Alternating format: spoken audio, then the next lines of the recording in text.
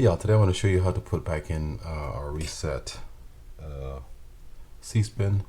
Similar bait runners are like this as well, but this is a C-spin 4500. I'll show you how to reset the trip arm section of it, because as you can see here, you do that, that silver piece is not moving down. That's the trip arm right there, so it's not working properly. Customer took this apart and these either fell out or he took them out, didn't know how to put them back in, so the reel came in for service. So the first thing I'm going to do is just open this up. I'm not going to show you the line roller, it's pretty straightforward. So just these two pieces on this side. So I'm going to do some stuff here, just kind of loosening these things up. I'll try this in one shot. There's a screw on this side under the line roller that we need to remove.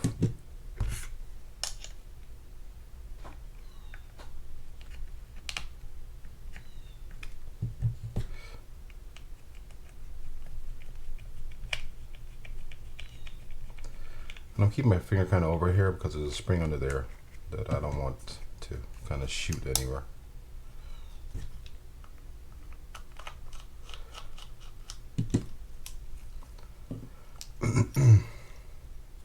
So you have the cover and you have this spring that has that bent section going down towards the bottom there, like that. Now to remove this side, we need to undo that E-clip. I'm just going to take a small flathead screwdriver, stick it inside one of those prongs there, and just kind of twist as I pull up. Keep my finger over it so it doesn't shoot on me as well. That'll pull straight out, and now we can access what's underneath here. Keep those separate, but they're the same size in terms of screws. Keep your finger kind of over that. Doesn't really go anywhere, but just in case. So as we can see here, he has set this up when he put everything back in a little bit incorrectly. That spring should be down at the bottom, not at the top there. I'm not sure how this goes back together. I'm not doing a cleaning on this. I'm only using this video as information purposes. I'll do all the cleaning and stuff afterwards. Kind of keep that set. I think they're both the same size, but it looks like this bottom might be a little bit shorter than the top part. Can pull this out, and now to put it back in, we're going to stick that little notched end going down like that. Take our screw, stick it inside that hole right there. Now I'm going to use my my tweezers to kind of angle this down into the bottom hole, not the top, kind of like so. Then you have this little piece here. Keep my finger over so it doesn't fly around somewhere. You see that little notched part of the end right there? That'll be facing down, kind of like that. And you have that little hole or that tab there on the end. That'll be facing or going inside that hole right there. So we're going to kind of set that up there. You can probably get away with not having this piece here, but it helps keep that plate, that plate right there, kind of flat inside that well. Next piece we have is this. I'm gonna let that go. And if you look, you'll see there's a thinner end on this side than on this side. All you have to remember with this piece is that the curve just follows a curve in the rotor. So just kind of looking like this, just like that.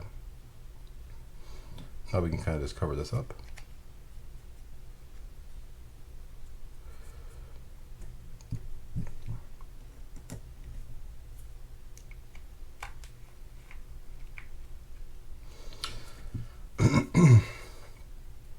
And I'm going to close this up right now just so I don't lose the positions of these things, but that's essentially how it's going to look. You want that little tab right there to be on the outside here, so kind of like that. And if you notice, when you do it now, it works properly.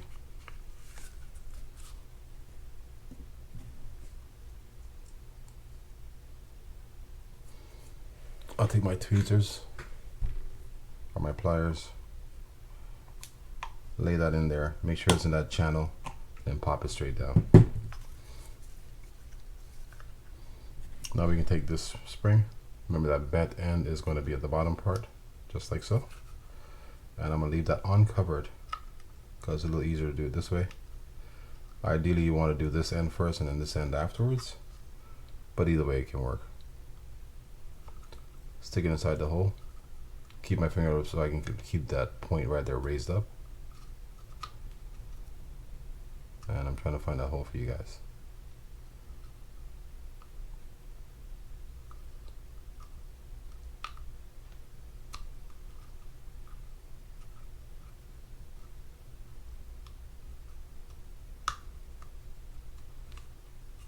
Get it in there. Keep it over it, and we're going to keep our finger over this so we can cover this up.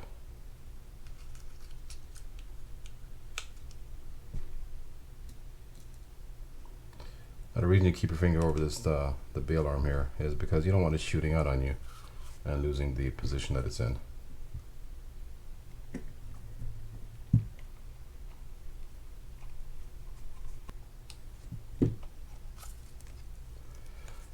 There we go. Now if you look at the bottom there, you see that works properly. So now we have a properly set rotor and bail assembly, so it should work fine. Alright guys, thanks for watching. Hope you found this useful. If you did, please hit that thumbs up button and consider subscribing to the channel, and I will see you guys next time.